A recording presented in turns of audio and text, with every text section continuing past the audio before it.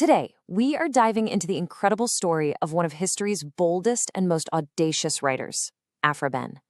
You see, she didn't just write for a living, she had to fight for the right to do it at all.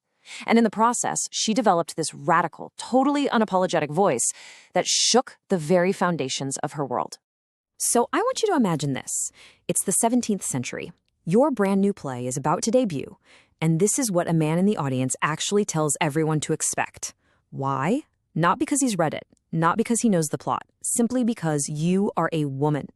And this wasn't just some hypothetical insult. This was the real, hostile, male-dominated world Aphra Behn had to navigate. It really set the stage for one of literature's greatest intellectual battles. So who was this woman who dared to pick up a pen and compete? Aphra Behn wasn't just any writer. She was a genuine trailblazer, basically forced by her circumstances to become England's very first professional female author. Yeah, see, Behn wasn't some wealthy aristocrat who was just writing as a hobby. Her husband died early, and she had no other choice. She had to support herself, and her pen was pretty much the only tool she had.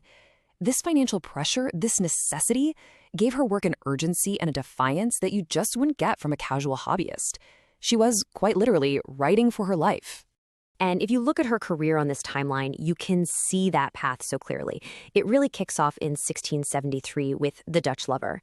And that's where she gets her first real taste of that nasty gender-based criticism. But does she stop? No way. She pushes on. She writes smash hits like The Rover. By 1687, with The Lucky Chance, she's not just writing plays anymore. She's out there openly defending them from scandal.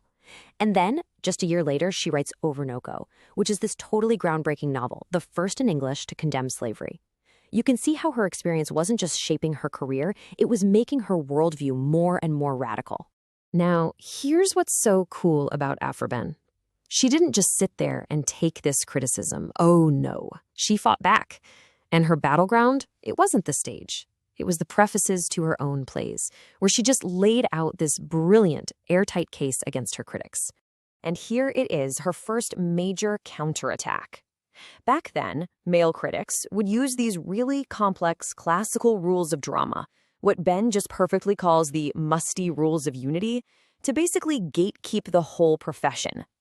They made it sound like playwriting was this secret art that only men could possibly understand. And Behn, she just calls them right out on it. She just breaks it all down with this incredible common sense. First, she says, look, these rules aren't that complicated. A woman is perfectly capable of understanding them and using them. Second, she completely demystifies the whole thing. Writing a play, she argues, isn't some grand affair of human life, it's entertainment. And because of that, the real judge isn't some academic critic, it's the audience. If they liked it, the play's a success. It's as simple as that. But then she takes it even further, making what we'd now recognize as one of the very first feminist arguments for intellectual equality. She just flat out says that if women were given the same education as men, they'd be just as capable of acquiring knowledge. I mean, wow. This wasn't just a defense of her own play, it was a demand for equality, centuries before its time. And this argument for equality, it only got stronger in her later work. You know, as she got more and more successful, the attacks on her just became more personal, more hypocritical. So she decided to zero in on the most common accusation they threw at her, which she sarcastically called the never-failing scandal.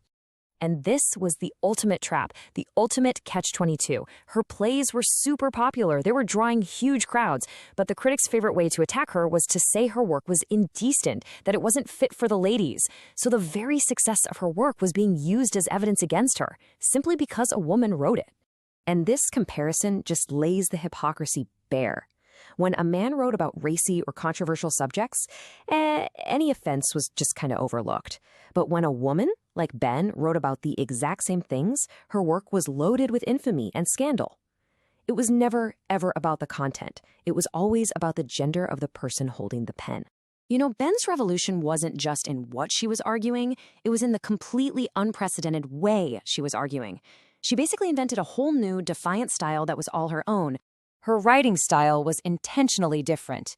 It placed her completely outside the box, outside all the accepted traditions of male literary criticism. See, she wasn't trying to beat the men at their own game. She was inventing a whole new one. So what did this voice actually sound like? Well, for one, it was completely unapologetic. It didn't follow some neat, logical A, then B, then C argument like you'd hear in a lecture. Instead, it was fueled by what our source calls righteous anger. Her writing is just punctuated by these passionate, emotional outpourings, and she was not afraid to name names, to use specific personal details. It just made her arguments feel so immediate and so deeply authentic. And after all that fire, how does she end her defense? With this. No apology, no polite closing, just a total mic drop. Now, reader, I have eased my mind of all I had to say.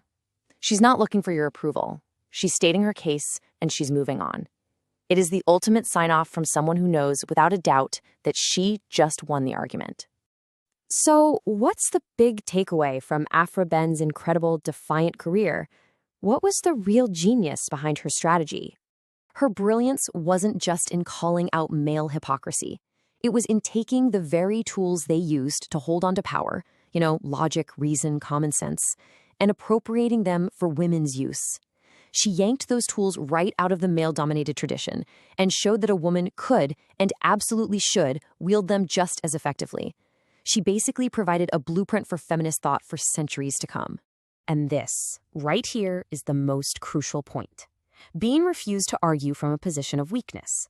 She never asked for permission. Instead, she presented a woman's voice speaking with authority, not from below the male establishment, but from above it. She didn't ask for a seat at their table. She built her own and declared herself the head of it. Aphra Behn's story really forces us to ask this timeless question. She was up against an establishment that had set all the rules for literature, for art, for success, and her response wasn't just to break those rules, but to write her own entirely. It really leaves you wondering, when the game is rigged against you, what does it truly take to create a new one?